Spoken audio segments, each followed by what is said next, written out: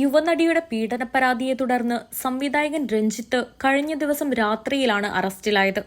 സംവിധായകന്റെ പുതിയ ചിത്രത്തിലെ യുവനടിയാണ് പരാതിക്കാരി.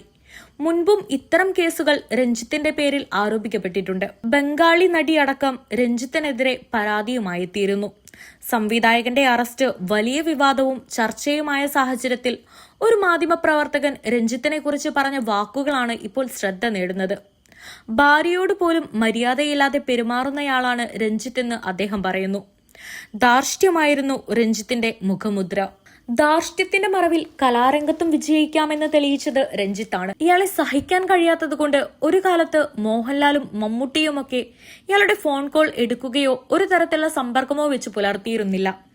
എന്നിട്ടും പിൽക്കാലത്ത് അവരെ തന്റെ കാൽച്ചുവട്ടിലെത്തിക്കാൻ രഞ്ജിത്തിന് കഴിഞ്ഞത് ധാർഷ്ട്യം കൊണ്ട് മാത്രമാണ്. ചലച്ചിത്ര അക്കാദമി ചെയർമാൻ എന്ന നിലയിൽ ചലച്ചിത്രോത്സവം സംഘടിപ്പിക്കുമ്പോൾ ഉണ്ടായ പാളിച്ചകളെ തുടർന്ന് കാണികൾ കൂവിയപ്പോഴും രഞ്ജിത്ത് ധാർഷ്ട്യത്തോടെ സംസാരിച്ചിരുന്നു. ഒന്നിലധികം പീഡനക്കേസുകളിൽ പ്രതിയായി. സ്ത്രീകളോട് മോശമായി പെരുമാറുന്നുവെന്നത് എന്നും രഞ്ജിത്തിനെതിരെ ഉയരുന്ന ആരോപണമാണ്. തന്നോട് പോലും ഒരിക്കലും മര്യാദ കാണിച്ചിട്ടില്ലെന്ന് രഞ്ജിത്തിന്റെ ഭാര്യ തന്നെ അടുപ്പക്കാരോട് പറഞ്ഞിട്ടുണ്ട്. ഒരു നടിയെ കണ്ണു കാണിച്ചു വീഴ്ത്തി അവർക്ക് ഒരു കുഞ്ഞിനെ പോലും സമ്മാനിച്ചു എന്ന ആരോപണവും അന്തരീക്ഷത്തിലുണ്ട്.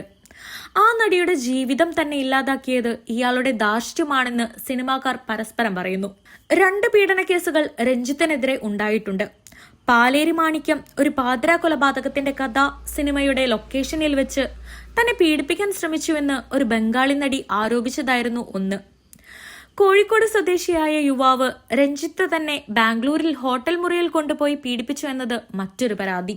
രഞ്ജിത്തിന്റെ തൂലികയിൽ പിറന്ന സിനിമകൾ തന്നെയാണ് എല്ലാ കാലത്തും തലയെടുപ്പോടെ മലയാള സിനിമയുടെ ഭാഗമായി നിൽക്കുന്നത്. എന്നാൽ പ്രതിഭയുടെ മറവിൽ സകല മനുഷ്യത്വവും വേണ്ടെന്ന് വെച്ച് സകല വൃത്തികേടുകൾക്കും കുടപിടിച്ച് ധാർഷ്ട്യം അലങ്കാരമായി കൊണ്ടു നടന്നു. സർഗചിത്ര അപ്പച്ചനോട് ചോദിച്ചാൽ രഞ്ജിത്തിന്റെ ക്രൂരകൃത്യങ്ങളുടെ മാഹാത്മ്യം അറിയാം.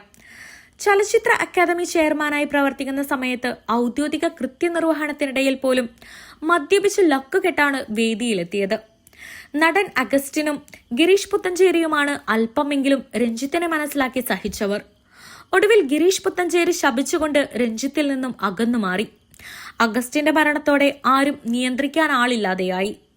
അമിത മദ്യപാനത്തിന് ഇയാൾ അടിമയായി. ഇടയ്ക്ക് ഗുരുതരമായ രോഗബാധ വന്നിട്ടും നന്നായില്ല. കൂടുതൽ പ്രാധാന്യമുള്ള റോൾ നൽകാമെന്ന് പറഞ്ഞ് കാരവാനിലേക്ക് വിളിച്ചു വരുത്തി രഞ്ജിത്ത് ലൈംഗികമായി ഉപദ്രവിച്ചുവെന്നാണ് നടി പറയുന്നത്.